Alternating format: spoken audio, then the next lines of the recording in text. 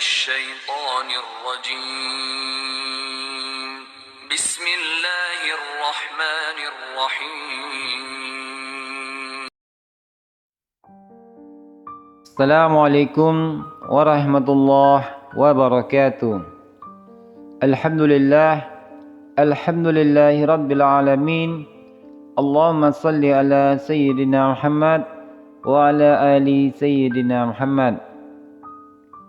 Sahabat Zakir TV 40 rahimahumullah, semoga selalu dalam keadaan sehat walafiat. Amin ya rabbal alamin. Kali ini Zakir TV 40 akan mengisahkan kisah masa kecil Nabi Muhammad SAW, kelahiran beliau hingga beliau berusia 8 tahun.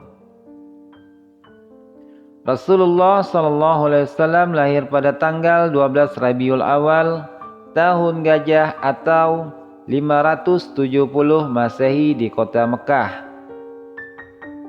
Simak di sini kisah masa kecil Nabi Muhammad SAW dari masa kelahirannya hingga peristiwa yang dialaminya pada masa itu.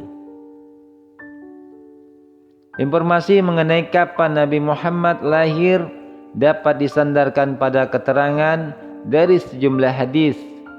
Salah satunya dalam hadis yang diriwayatkan Imam Ibnu Ishaq dari Ibnu Abbas. Rasulullah SAW dilahirkan pada hari Senin, tanggal 12 di malam yang tenang pada bulan Rabiul Awal tahun Gajah. Dikutip dari Ifsha Amasah dalam buku Kisah Teladan 25 Nabi dan Rasul. Nabi Muhammad SAW dilahirkan oleh seorang ibu yang mulia bernama Aminah. Kemudian hari Nabi Muhammad SAW diutus oleh Allah sebagai panutan bagi seluruh umat manusia di dunia. Allah Subhanahu wa taala mengutusnya sebagai penutup para nabi dan rasul. Setelahnya tidak akan ada lagi nabi dan rasul yang diutus oleh Allah Subhanahu wa taala. Baiklah sahabat Zakir TV 40 yang beriman yang dirahmati Allah Subhanahu wa taala. Kelahiran Nabi Muhammad SAW disertai dengan peristiwa luar biasa. Pada saat itu Abrahah dan pasukannya bermaksud menyerang Ka'bah, namun usaha mereka digagalkan oleh Allah Subhanahu wa taala dengan hujan batu dan neraka yang dibawa oleh burung-burung ababil. Sebab peristiwa itulah tahun kelahiran Nabi Muhammad SAW dikenal sebagai tahun Gajah. Nabi Muhammad SAW dilahirkan dalam keadaan yatim. Ayahnya bernama Abdullah bin Abdul Muttalib, meninggal sebelum kelahirannya.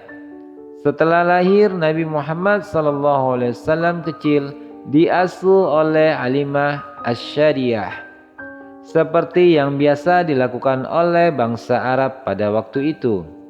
Halimah mengasuh dan menyusui Nabi Muhammad SAW untuk sementara waktu, agar anak dapat berbicara bahasa yang asli, bahasa Arab kaum Badui sejati. Bahasa yang belum rusak karena belum dipengaruhi oleh bahasa asing.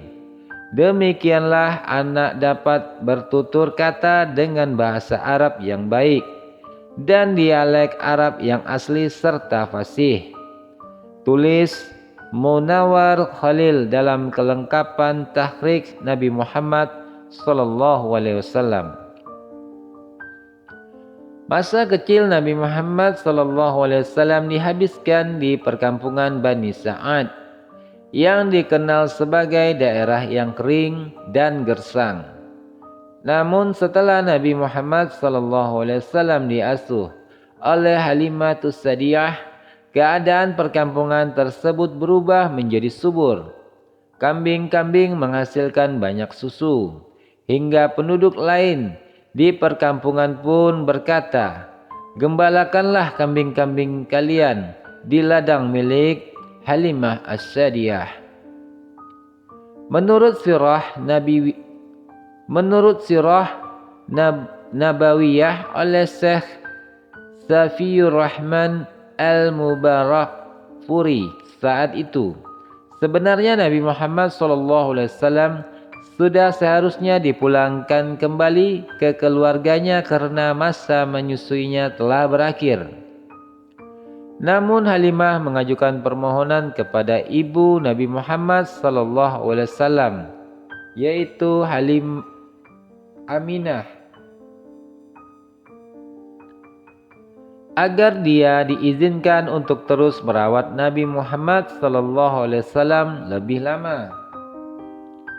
Halimah merasa bahwa keluarganya mendapatkan berkah sejak Nabi Muhammad SAW tinggal bersama mereka, dan permohonannya disetujui oleh Aminah. Suatu hari peristiwa besar terjadi. Nabi Muhammad SAW kecil sedang bermain-main dan mengembala kambing dengan anak-anak Halimah di dekat rumahnya. Tiba-tiba dua orang laki-laki berpakaian putih mendekatinya dan membawa Nabi Muhammad SAW ke tempat yang agak jauh dari tempatnya mengembala. Saat itulah Nabi Muhammad SAW kecil ditinggalkan sendirian ketika anak-anak Halimah pulang untuk mengambil bekal makanan. Ketika anak-anak Halimah kembali, mereka tidak menemukan Nabi Muhammad di mana-mana. Namun melihat peristiwa besar saat para malaikat membersihkan hati Nabi Muhammad SAW, mereka berlari ke rumah untuk memberitahu Halimah dan suaminya. Mereka bergegas mencari Nabi Muhammad dan menemukannya duduk seorang diri di dekat sebuah rusun.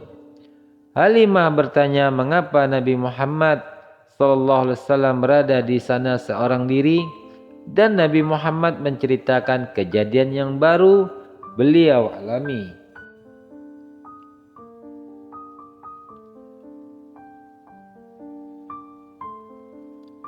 Dua orang laki-laki berpakaian putih tersebut ternyata adalah malaikat Jibril yang membersihkan hati Nabi Muhammad SAW. Malaikat Jibril membelah dada Nabi Muhammad SAW dan mengeluarkan sesuatu dari hatinya dan berkata bahwa itu adalah bagian setan dalam dirinya. Hati Nabi Muhammad SAW kemudian dimasukkan ke dalam sebuah bejana emas yang diisi dengan air zam-zam untuk dibersihkan. Lalu para malaikat mengembalikannya ke tempat semula. Peristiwa ini terjadi sekitar 3 kali dalam kehidupan Nabi Muhammad SAW dan menjadi peristiwa pertama sebelum peristiwa Isra dan Mi'raj dan sebelum penerima perintah salat 5 waktu. Bekas luka akibat jahitan dapat dilihat oleh Anas radhiyallahu anhu yang menyaksikan kondisi dada Nabi Muhammad SAW. Berdasarkan tulisan dalam buku Al-Qalb, kajian saintis dalam Al-Quran, peristiwa pembersihan hati Nabi Muhammad SAW mengandung makna kelapangan dada yang memungkinkan kemampuan menerima, menemukan kebenaran, hikmah, kebijaksanaan, dan kemampuan untuk memaafkan kesalahan, seperti yang tercantum dalam surah Toha ayat 25 dan Az-Zumar ayat 22. Sahabat Zikir TV 40 rahimahumullah, Nabi Muhammad SAW saat berusia 5 tahun sudah kembali ke rumahnya. Ia mulai kembali hidup bersama ibunda dan kakeknya. Namun tak lama setelah itu, tepatnya saat Rasulullah SAW berusia 6 tahun, Nabi Muhammad juga kehilangan sang ibu Siti Aminah yang meninggal dunia setelah mereka berdua berziarah ke makam Abdullah. Aminah dikabarkan jatuh sakit sebelumnya dan dikuburkan di sebuah desa bernama Abwa. Alhasil Nabi Muhammad SAW kembali ke Makkah bersama Ummu Aiman, sosok pelayan di keluarganya yang kemudian dianggap sebagai saudara sendiri oleh orang tua Nabi Muhammad SAW. Sepeninggalan ibunya, Nabi Muhammad SAW diasuh oleh kakeknya yaitu Abdul Muthalib. Sang kakek dikisahkan memiliki tempat spesial karena Nabi Muhammad SAW menghabiskan masa kecil bersamanya. Demikianlah seorang Nabi Muhammad SAW yang masih berusia 6 tahun sudah